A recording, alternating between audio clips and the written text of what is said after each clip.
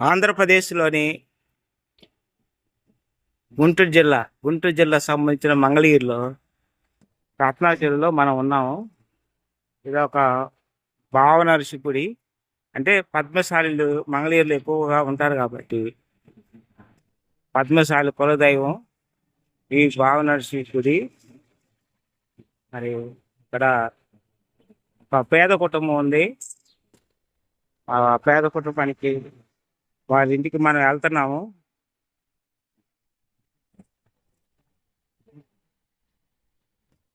ఈ బండి లోకేష్ గారు ఇచ్చారు. మంగళగిరి నిజవర్గ ఎమ్మెల్యే గారు లోకేష్ గారు బండి జరిగింది.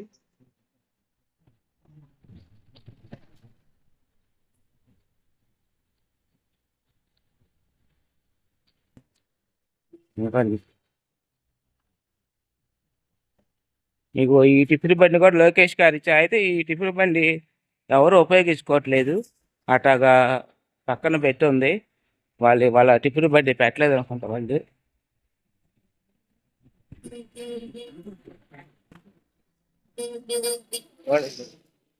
వాళ్ళ ఇంటికి వెళ్తున్నాం మనం, ఆ పేద కుటుంబానికి. అయితే వాళ్ళకి ఇల్లు కూడా లేదు, అద్దెకే ఉంటున్నారు వాళ్ళు. మరి ఆ పేద కుటుంబానికి వాళ్ళ పుస్తకాలు ఇవ్వటం వెళ్తున్నారు వాళ్ళు.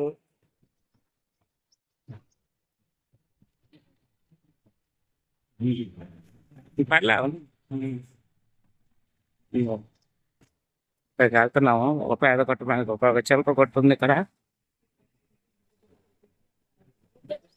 ఆ పేద కుటుంబం మనం చూస్తున్నాం, టిఫిన్ హోటల్ వేసుకుంటున్నారు వాళ్ళు. వాళ్ళ ఇంటికి మనం వెళ్తున్నాము.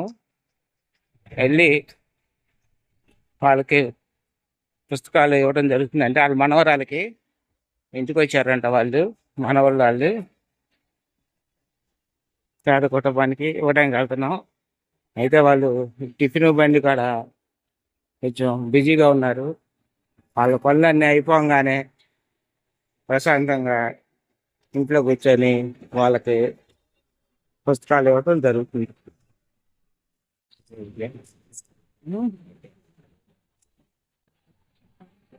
ఈ వీడియో కానీ మీకు నచ్చినట్టయితే లైక్ కొట్టండి, సబ్స్క్రైబర్ చేయండి, బెల్ బటన్ నొక్కండి, షేర్ చేయండి. అయితే సబ్స్క్రైబర్ అనేది నాకు నోరు తిరగపోవచ్చు. ఈ ఎలా చేయాలని మీకు అర్థమవుతూనే ఉంది. లైక్ కొట్టండి, సబ్స్క్రైబర్ చేయండి, షేర్ చేయండి.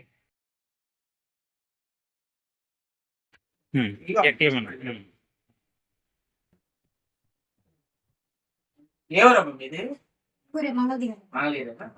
మంగళగిరిలో ఏం చేస్తారు? పాటలు పని చేస్తారా? ఏమవుతారు మీకు ఇద్దరు?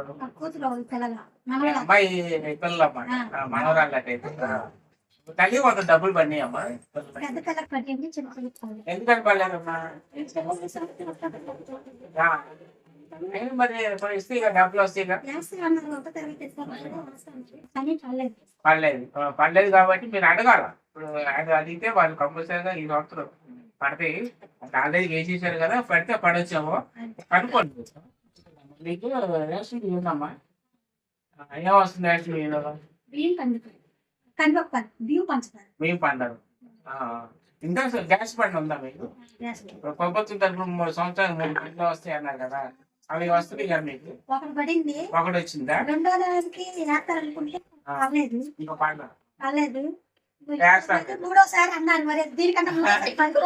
ఇప్పుడు కాదు, 1 సంవత్సరమే కాదు, 5 సంవత్సరాలు తెలుగుదేశం ప్రభుత్వం పరిపాలన చేస్తుంది కదా, ప్రతి సంవత్సరం పడతాయి మీకు బండ్లు వస్తాయి. ఇంకా ప్రభుత్వం తరఫున ఇంకేం వస్తున్నాయి అమ్మా మీకు? గ్యాస్ బండ్లను రేషన్ పేరును కూడా ఉందండి. దానికి అసలు మా అబ్బాయి పేరు ఒక్కదానికి కూడా పల్ల. అంటే మా అబ్బాయి మా కార్డులో ఉన్నారు కాబట్టి పల్లదేమో అనుకున్నాం. అదే ఇప్పుడు అందరూ ఉన్నారు కదా రేషన్ కార్డులో. అబ్బాయి సపరేట్ గా రేషన్ కార్డు బియ్యం వస్తే ఆమెకు పడతాయి. అదే వాళ్ళకి మా కార్డులో ఎక్కిచ్చారు. కాదండి మాకు విడిగా కావాలంటే మళ్ళీ విడిగా పెట్టుకోమంటే పెట్టుకున్నారు. ఒక 20 రోజులకు వచ్చిందంటే రాలేదు. కూటమి ప్రభుత్వం పనితీరు ఎట్లా ఉందమ్మా రాష్ట్రంలో? బాగానే ఉందండి. అంతా బాగుందమ్మా. కాకపోతే మాకు ఇల్లు లేదు, మేము 10 సంవత్సరాల నుంచి అద్దెకే ఆ, ఉంటున్నాం. ఇంటికని పెట్టుకున్నాము, ఆ. ఇంతవరకు దాని సంగతే మాట్లాడట్లేదు. మాట వస్తుందమ్మా, కొంచెం టైం పట్టింది. జగన్ ఉన్నప్పుడు ఇచ్చేది, ఆ, అక్కడికి వెళ్ళి పట్టాలో మీకు రాలా. అసలు రాలేదు. అది ప్రభుత్వం అంత ముందు ప్రభుత్వం కదా, జగన్ ప్రభుత్వం కాకుండా ఇప్పుడు తెలుగుదేశం పార్టీ కూడా ప్రభుత్వం నడుస్తుంది.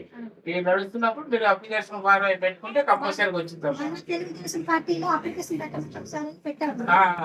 ఏం పెట్టారు? తెలుగుదేశం పార్టీ మనోడి తెలుగుదేశం పార్టీ ఆఫీస్ లో పెట్టాలి, కానీ మున్సిపల్ కమిషనర్ కదా, మున్సిపల్ ఆఫీస్ ఉంది కదా, కమిషనర్ కూడా ఒక ఫారం ఇవ్వాలి మీరు, మాకు ఇల్లు లేదని. ఎందుకంటే తెలుగుదేశం పార్టీ ఆఫీస్ అంటే అది మామూలుగా పార్టీ ఆఫీస్, అది ప్రభుత్వం ఆఫీస్ కాదు. అది ఇది మున్సిపల్ కమిషనర్ ఆఫీస్ అంటే మున్సిపల్ ఆఫీస్, ఇది ప్రభుత్వ ఆఫీస్. ఇది పన్నులు జరగాలంటే ఫస్ట్ ప్రభుత్వ మున్సిపల్ ఆఫీస్ లోనే జరుగుతాయి, అంటే ప్రభుత్వ ఆఫీసులు కదా. ఇదేమో పార్టీ ఆఫీస్. ఇది అదే ఇక్కడ కొంతమంది ఉన్నారు, అడిగినా కాకుండా సమాధానం చెప్పలేదు. చూతారమ్మా, అంత పని లేదు. మీరు నేరుగా తెలుగుదేశం పార్టీ ఆఫీస్కి వెళ్ళండి, కమిషనర్ గారి దగ్గరికి కూడా వెళ్ళండి. కాగితాలు పెట్టుకుంటున్న విషయం కూడా మాకు తెలియదు, ఎవరో ద్వారా తగిలితే అట్లా వెళ్ళి మళ్ళీ మేము పెట్టుకున్నామా. వస్తే ఇప్పుడు చంద్రబాబు నాయుడు గారు సర్వే చేయమంటున్నారు.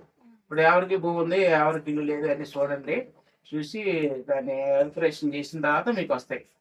సరేనమ్మా, ధన్యవాదాలు చెప్పాలి తెలుగుదేశం పార్టీ కుటుంబ ప్రభుత్వానికి. ధన్యవాదాలు.